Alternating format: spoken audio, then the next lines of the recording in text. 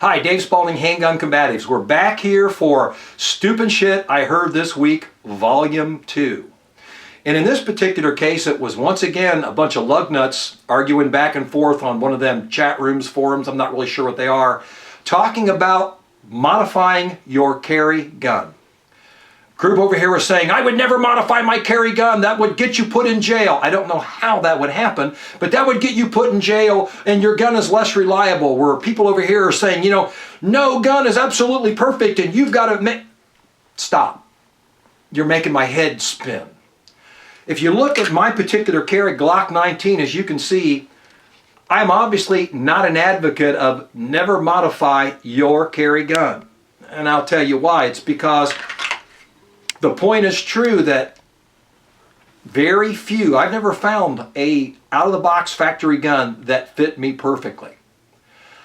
And since I'm talking about my life, I'm always looking for a way to enhance my ability to save my life or the lives of the loved ones that I may be protecting. Let me give you a clue here, team. The minute you change the sights on your gun, you modified it. I get all these people out there, well, you know, it's okay to buy these aftermarket parts as long as they're Glock OEM. Well, if you talk to the folks at Glock, they'll tell you that the minute that their trigger bar is polished or there's a screw put in it or it's changed in any way, it's no longer OEM. Started out OEM, it's not anymore. It's been modified. Now, I have been in the firearms industry now for about 35 years. I was in law enforcement for almost 40. Very seldom that I ever see people go to jail. As a matter of fact, let me think about that. Yeah, never saw a case where someone went to jail because they modified the gun. Liability in civil cases certainly has happened, but it's not happened as frequently as many people would lead you to believe. And if you are going to modify your carry gun, you need to be prepared to articulate why you did that and why it was an enhancement to make your skills better than just you did something because you thought it was cool. You know, the big one right now is the poor fellow that has the dust cover on his AR-15 that had the expletive on it, and oh my God, he's going to go to jail. Well, you know what? That did not modify his gun at all. I mean, it was a standard AR-15 dust cover that he had words put on.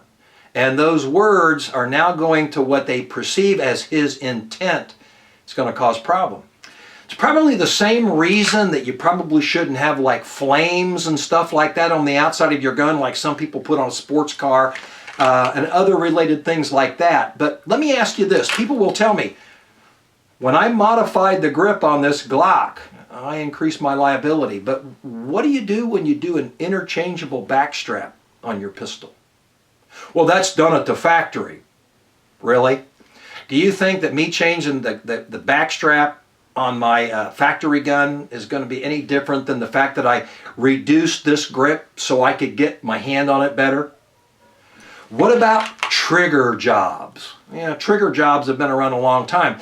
As a matter of fact, back in the days of the wheel gun, the revolver, the factory actions were so bad that you really couldn't shoot them well unless you had the actions smoothed.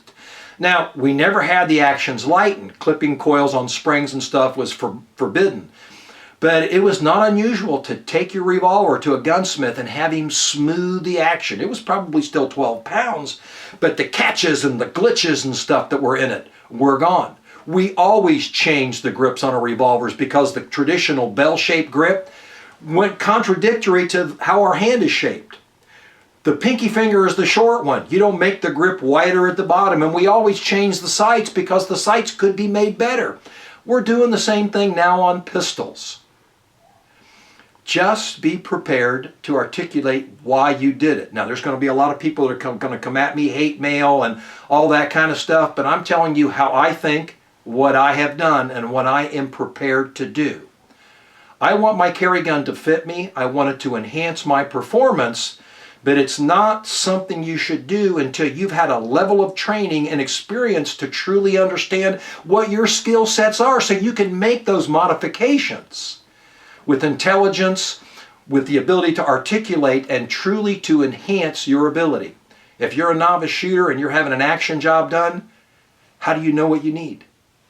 So I don't buy into the whole thing about not modifying your carry gun any more than I buy into the situation where you modify your carry gun without good conscious thought, good critical thought. So choose wisely. Dave Spalding, Handgun Combatives, thanks for checking in.